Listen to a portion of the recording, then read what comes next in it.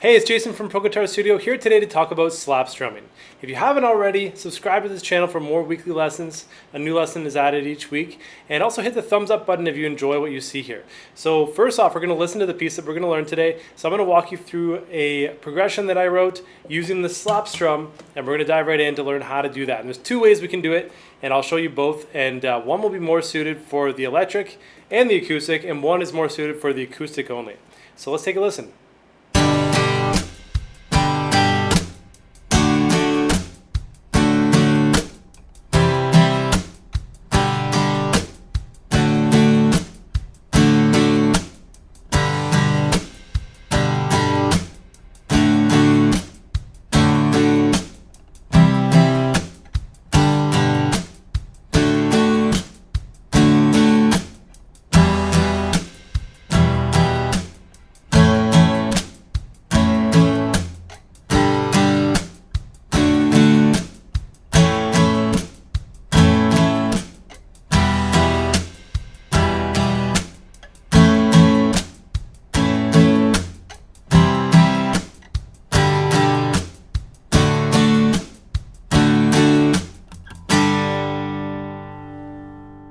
Alright, so now that we've heard the piece that we're going to play today, let's talk a bit about slap strumming. So slap strumming is really common on the acoustic guitar to simulate or emulate a snare drum. Okay, so typically, depending on what music you're listening to, snare drums will exist on beats 2 and 4. So it's like 1, 2, 3, 4. And you hear the kick drum maybe on 1 and 3, so 1, 2, 3, 4. This is an example, a really basic example.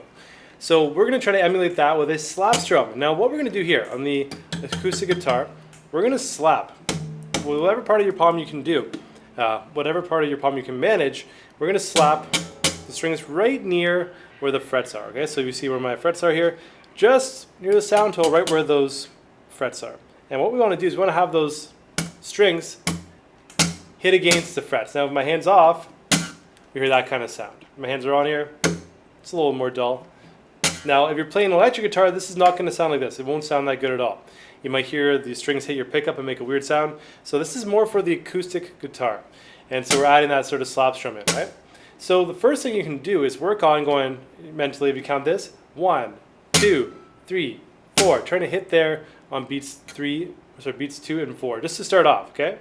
So you have 1, 2, 3, 4.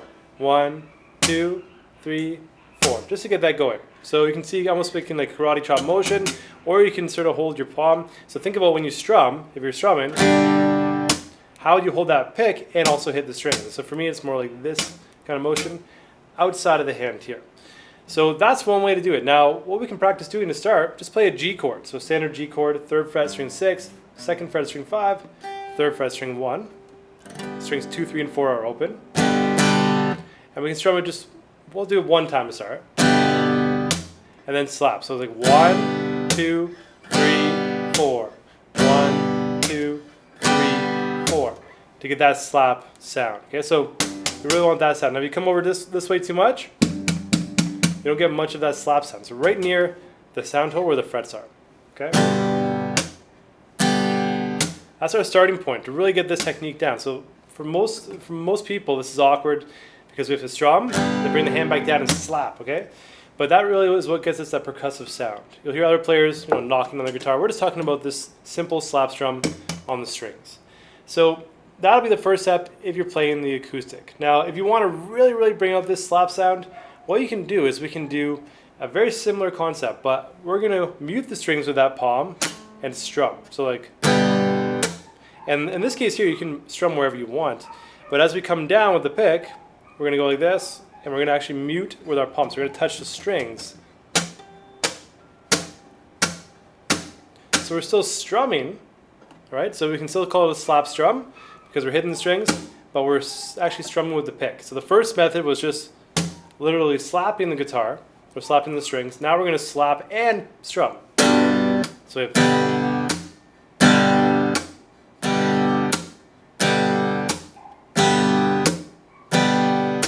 okay, so that's a little more complicated, but this works on the electric too. So if you're playing electric guitar, this technique will definitely work for you. Okay, so Now that that's out of the way, let's look at the actual rhythm from this piece. So we're going to do 2 strums and 1 slap. Okay, so 1, 2, 3, 4. All right, so that's going to be the sort of rhythm. 1, 2, 1, 2, 3, 4, like that. So on the G chord, same thing, just 2 strums and then a slap. And if I add that strumming in,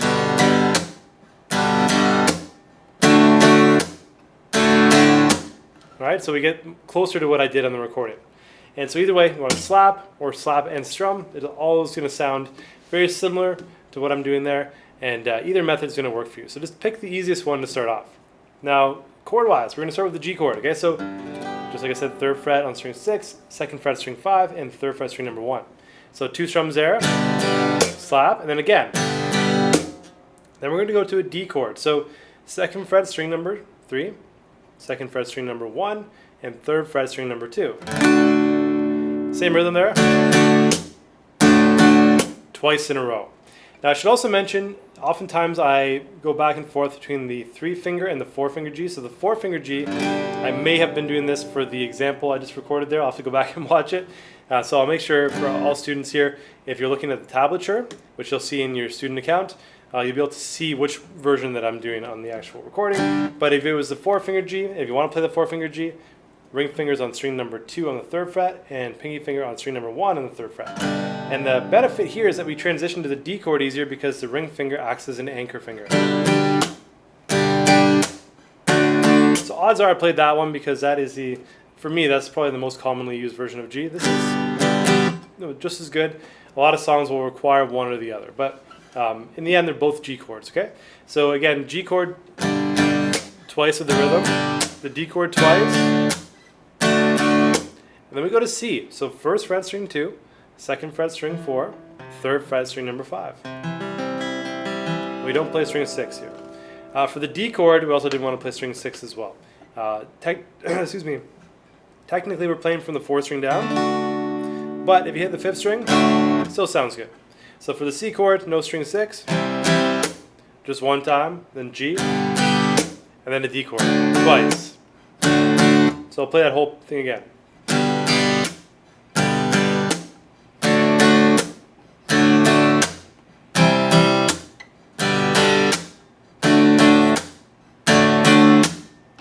Alright, so we're simulating a drummer. So we're basically a 1-person band. So that progression there is going to go twice in a row, and then we'll go to the second progression. So same rhythm, E minor is the 1st chord, 2nd fret string 5 and string 4. Just like that there, all strings. Twice. And then A, so we bring our fingers down, 2nd fret string number 4, 3, and 2. And we don't play string 6 here. Now I usually use fingers 2, 3, and 4. My hand fits better that way. Okay, so E minor twice, A twice, and then G once, D once, and then A twice. And again, E minor, A, and then C, G, and then D twice. Finish with a G. So the biggest thing here that I want you to get is the rhythm, not necessarily the progression. Progression's cool. It gives you something to practice, but try that rhythm out. Let me know how you do. Questions, please ask them in the comments below. And like I said, if you enjoyed this video, please give me a thumbs up. Subscribe for more videos next week, and I'll see you soon.